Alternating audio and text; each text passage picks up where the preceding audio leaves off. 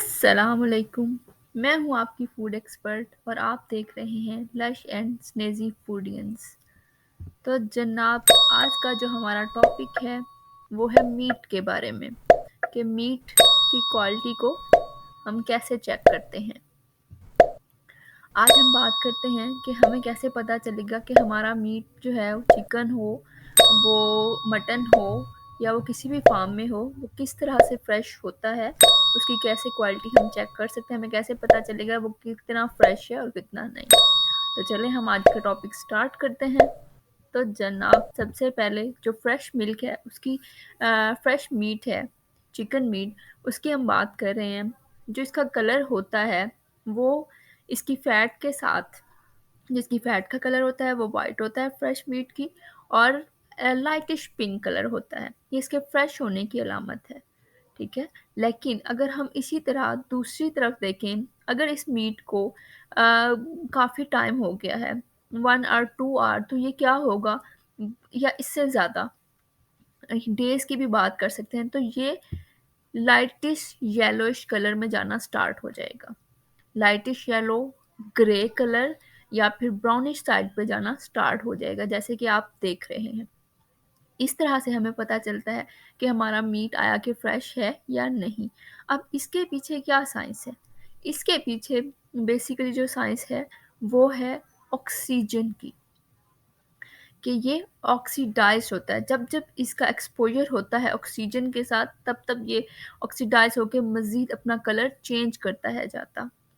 तो जैसे-जैसे टाइम गुज़रता है जाता, ये अपना कलर चेंज करता है, और एंड पे आके जब 2 से 3 दिन गुज़र जाते हैं, या 1-2 दिन मीट जो है पुराना होता है, लेकिन लोग कह रहे होते हैं कि नहीं ये तो न्यू न्यू है, तो ये अपना जो कलर है वो टोटली चेंज कर देता है।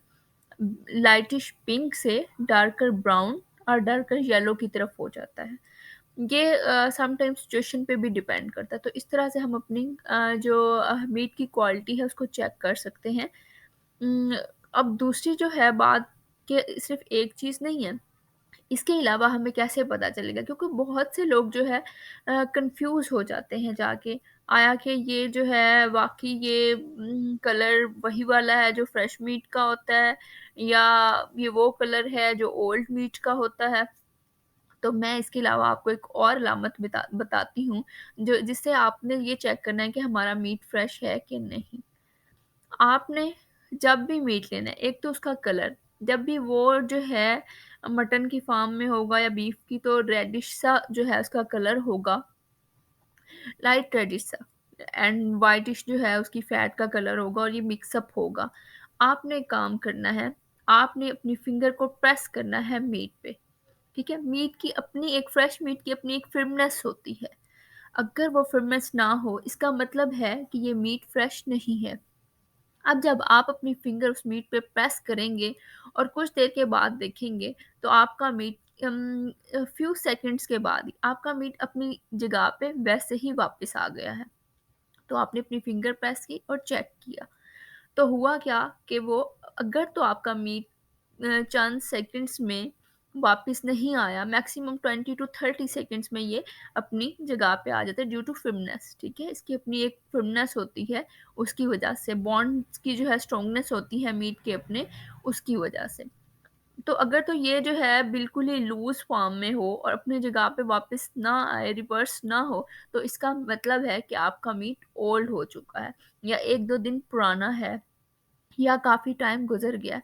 अब इसके अलावा जब हम इसको पकाते हैं इस मीट को, तो सबसे पहले इसमें टेंडरनेस आती है, एक सख्ती-सी आती है, ठीक है? आपका मीट उस तरह से नहीं, सॉफ्ट नहीं होता, क्योंकि उसका मॉइस्चर लेवल भी वो नहीं रहता जो फ्रेश मीट का होता है।